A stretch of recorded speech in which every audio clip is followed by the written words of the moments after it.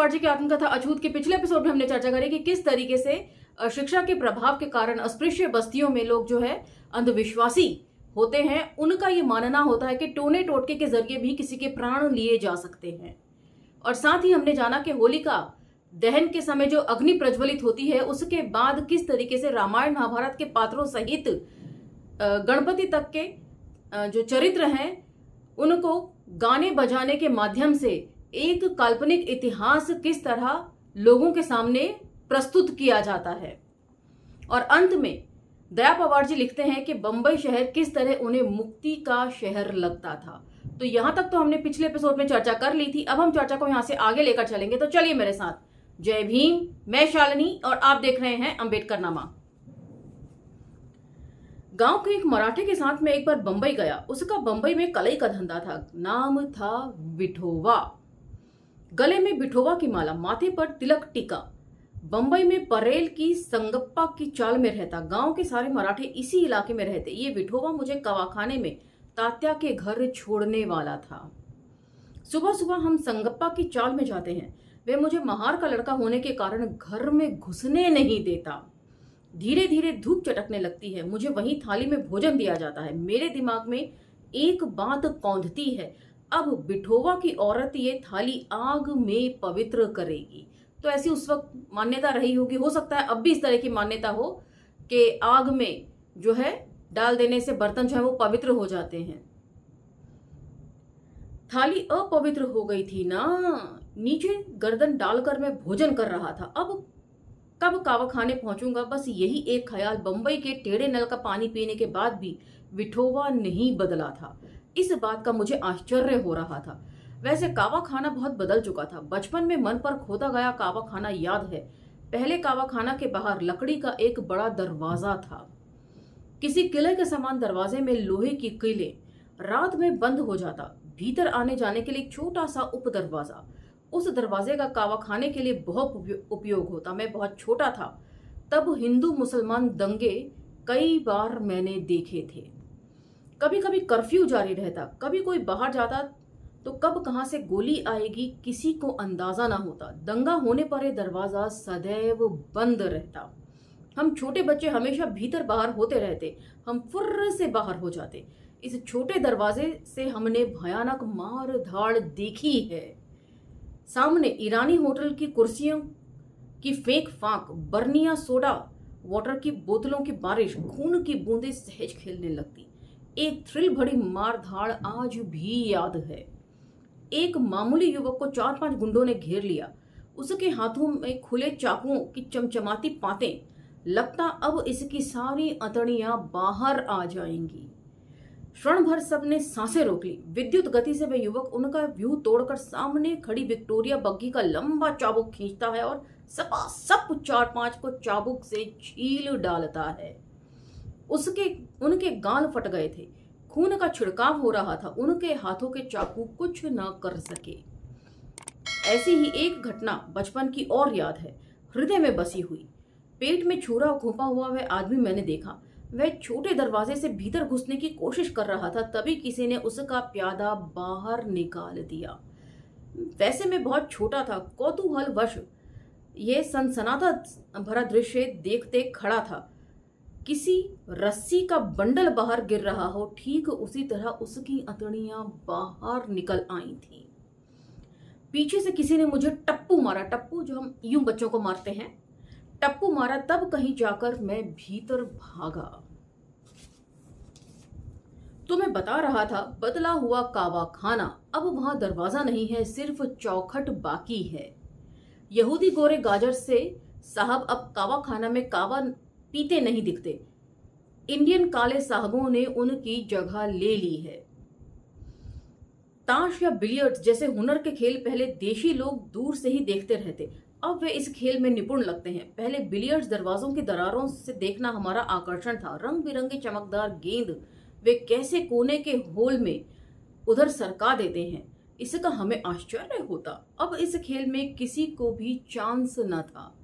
कावाखाने में महत्वपूर्ण परिवर्तन हुआ था और वहां दारू अड्डा, सट्टा बैटिंग, इसमें भी खूब उफान आया था। सट्टा बैटिंग से चंदर याद आया। यह चंदर मुझे उम्र में 2 साल 2-4 साल बड़ा ही रहा होगा। माँ की ननिहाल का, 4वीं-5वीं तक पढ़ा था, परंतु इसका व्यावहारिक ज्ञान अफलातूनी था। घर में विधवा माँ, 2 छोटे भाई बहन। माँ बंगलों में बर्तन मांजती, कपड़े धोती, पर इतने से कैसे चलता। परिस्थितिवश चंदर सट्टा बैटिंग खेलता। एक बड़े सेठ के यहाँ वह काम करता। चंदन के हाथों में हमेशा पैसा खेलता रहता। बंबई आने पर मैं उसके साथ घंटों घूमता। वह अपने पैसों से सिनेमा दिखाता, होटलों में शानदार खाना खिलाता। मैं पढ़ रहा हूं इस बात की उसकी दृष्टि में काफी महत्व था। सट्टा बैटिंग के बारे में मुझे विशेष मालूम न था, परंतु उन दिनों अमेरिका में कॉटन मार्केट के भाव बाहर आया कि इधर भी आंकड़ा फूटता, ऐसा ही कुछ बोला जाता। ओपन क्लोज मिणी, कुछ इसी तरह के शब्द जो हैं कानों में पड़ते। 1 रुपए के 9 रुपए मिलते, यही ओपन का आंकड़ा। क्लोज में घुमाया कि बड़ी रकम हाथ लगती। बड़े बूढ़े भी इस खेल के शिकार थे। एक बार चंदर बैटिंग लेते पकड़ा गया। पंचनामे के समय उसने पेंसिल बड़ी सफाई से बदल दी। कॉपिंग पेंसिल की जगह सादी पेंसिल पंचनामे में सामने रख दी के समय रख दी सॉरी कोर्ट में उसने अपना बचाव स्वयं किया। बैटिंग में जो कुछ लिखा है वह उसने नहीं लिखा, ये सिद्ध हो गया। ऐसे चालाक दिमाग का चंदर, हमको उसके चालाक दिमाग का हमेशा कौतूहल रहता।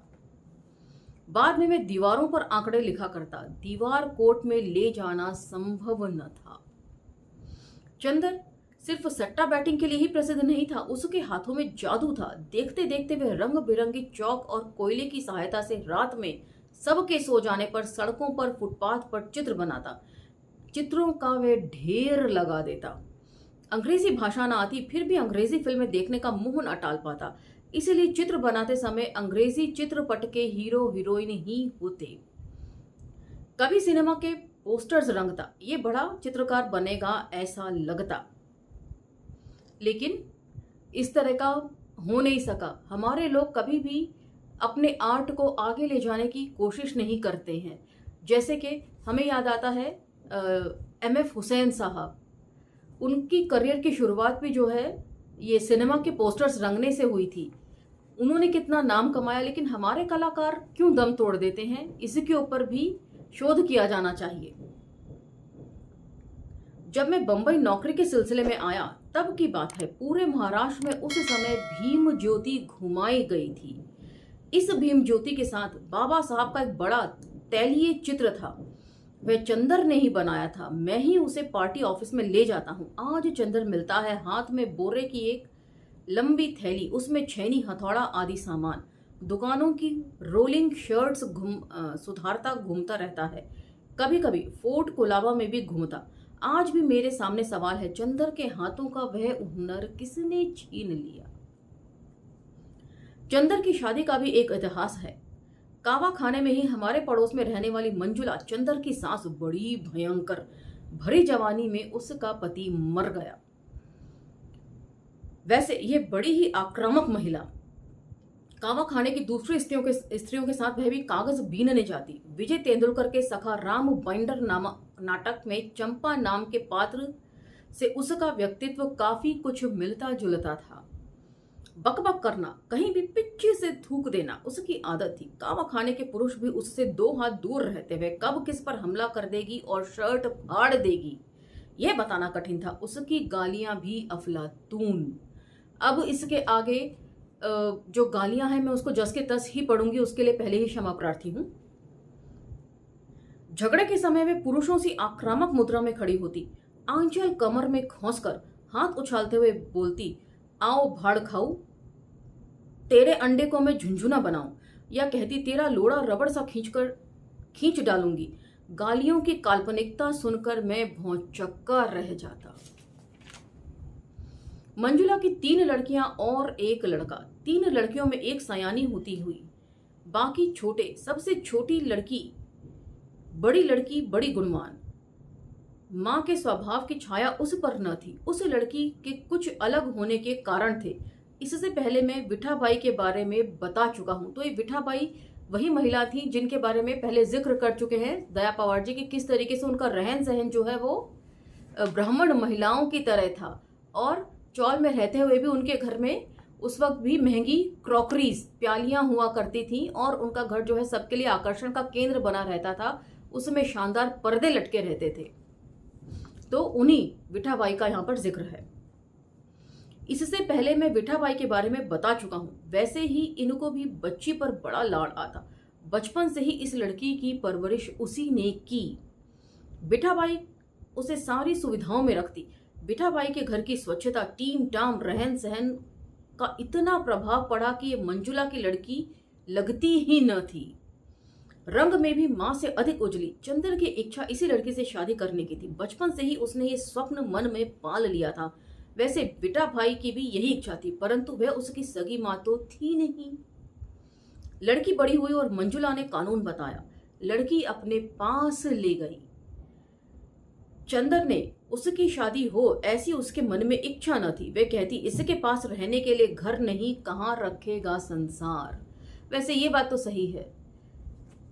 हमारे लोगों को पहले कुछ बन जाना चाहिए, उसके बाद प्रेम प्रसंग में फंसना चाहिए। प्रेम भंग का दुख कितना जानलेवा होता है। इसके कारण आदमी कितना उजड़ जाता है, इसका बहुत करीब से दर्शन हुआ मुझे। वैसे चंद्र भी चुपचाप बैठने वाला नहीं था। संडास के पास ही बहुत बड़ी कचरा पेटी थी, जहां चौल के सारे लोग कचरा डालते थे। छोटे बच्चे वहीं प्रातः कार्य निवृत्त होते। चंद्र ने क्या किया, चौल के सभी छोटे बच्चों को भी काम पर लगाया। स्वयं भी हाथ में झाड़ू उठा लिया। 1-2 दिन में मैदान साफ सुथरा बना दिया। 1-2 महीने में वहां एक सुंदर सा बगीचा बनाया। चंद्र ने वहां गुलाब खिलने लगे। मुझे अच्छी तरह याद है, दिवाली का दिन था। चंद्र ने अपने दरवाजे पर रोशनी की मिट्टी का किला बनाया।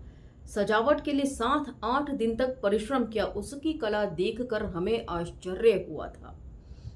इसी समय कहीं से उसे मालूम हुआ कि मंजुला बाई की बड़ी लड़की की शादी तय हो गई है। खबर सुनते ही वह खौल उठा। सारी सजावट उसने तोड़ डाली। पागलों की तरह बगीचे में गया और आंखों को सुख देने वाले सारे फूल मसल डाले, पौधे उखाड़ डाले। पल भर में बगीचा उजड़ गया। चंद्र का ये रूप मेरे लिए सर्वथा नया था।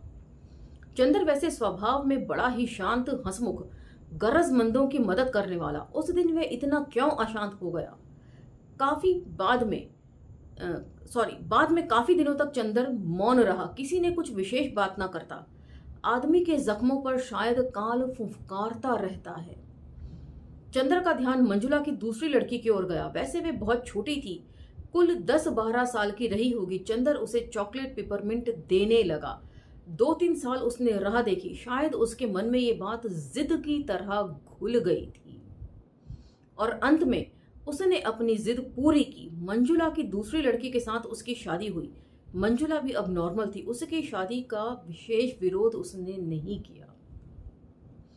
पर बाद में विठाबाई ने बहुत बुरे दिन देखे। अपने द्वारा पोषित बेटी छिन जाने का दुख वह भूल न पाती। पति के मर जाने के बाद उसके खाने पीने की भी दुर्दशा होने लगी।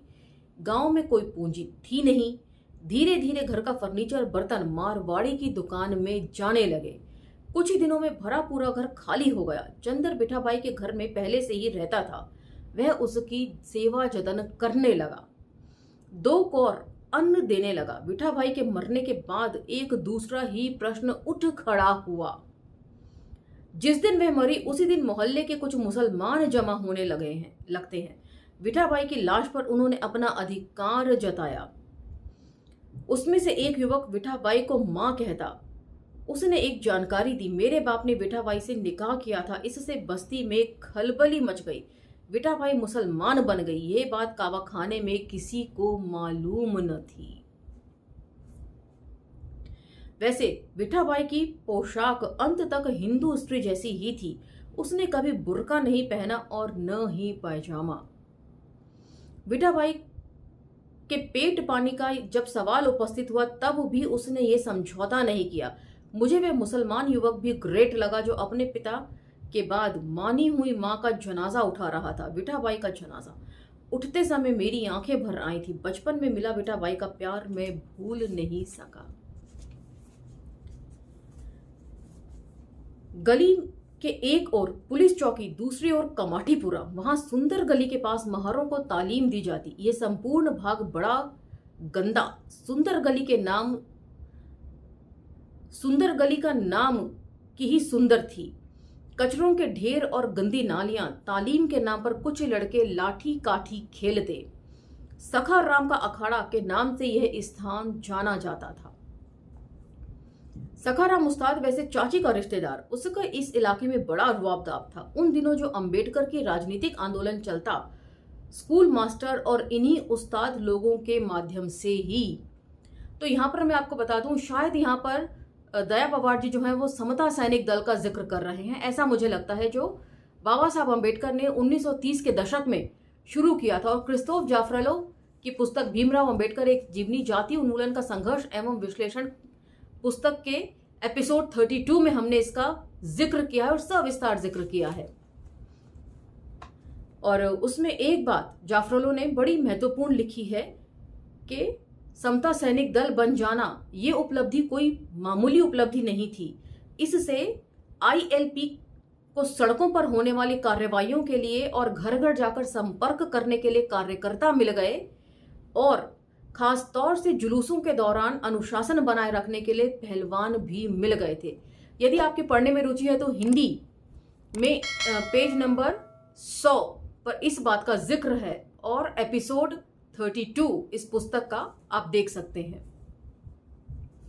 तो ये शायद मुझे लगता है उसी चीज का जिक्र है। उस समय जगह जगह अखाड़े चलने लगे थे और समता सैनिक दल जो हैं वो उन अखाड़ों से ही निकलने वाले थे। नाय गांव का दर्जी, कुलाबा का बादशाह तो सखाराम नागपाड़ा का, ये उस्ताद लोग युवकों को संगठित करते, समता सैनिक दल निकालते। विवाद कहीं भी भड़क उठता, कभी सवर्ण विरुद्ध अस्पृश्य विवाद उठता तो कभी मुसलमान विरुद्ध अस्पृश्य, परंतु हिंदू विरुद्ध मुसलमानों का दंगा होने पर मुसलमान अस्पृश्यों को हाथ न लगाते। जय भीम वाला संबोधन का शब्द बन जाता। तो आज का ये एपिसोड हम यहीं विराम देते हैं।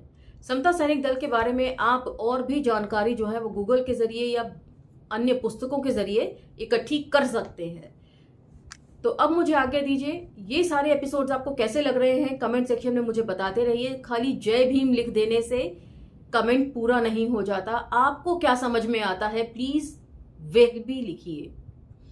यदि आपको ये एपिसोड्स पसंद आने के साथ साथ इंफॉर्मेटिव लगते हैं तो दूसरे सोशल मीडिया साइट्स पर इन्हें प्लीज शेयर करना न भूलें, दूसरों को सुनाना भी न भूलें। इसी के साथ मुझे आज्ञा दीजिए। मिलते हैं अगले एपिसोड में। धन्यवाद। जय भीम।